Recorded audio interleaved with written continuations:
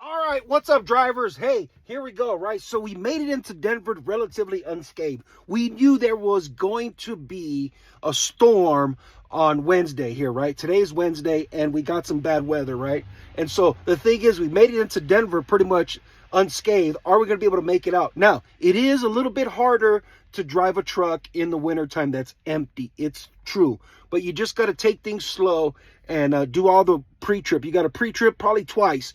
Double check everything. Get your everything up to temperature. And what I mean by getting up to temperature is you have to make sure that your defroster works, your it gets hot when your truck gets up to temperature, your windshield wipers work, stuff like that works, your fluids, and make sure that you can operate, right, in the wintertime. Make sure you top off with your fluids and all that good stuff like that. So anyways, let's keep going here.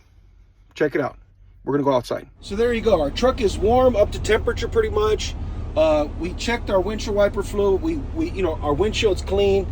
Now let's go outside. Be careful with your footing. Do not wear flip-flops in the winter. You're going to hurt yourself straight up. But there, check it out. Make sure you don't lock yourself out of your truck when you close the door, though.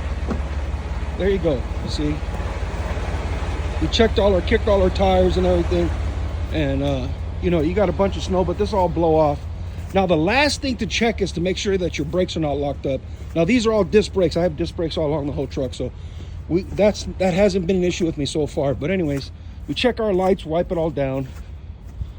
But this is probably more treacherous than going over the snow, because driving empty means you're only 30,000 pounds. And it was interesting because one of the customers said, well, is it easier or harder to drive in the snow when you're empty, right? And I explained the whole thing. And that's the kind of cool part. When you have good relationships with your customers, which I really do, you started getting all these questions about curiosity. I kind of like it because in a way you're kind of a quasi ambassador of trucking if you enjoy it. So I wiped some of the stuff down. So let me show you here. And then, your lights working, everything. You got to make sure everything's working. There you go. See, we checked everything. Truck's on. We got to get moving, but we got to get our load assignment, and that's coming.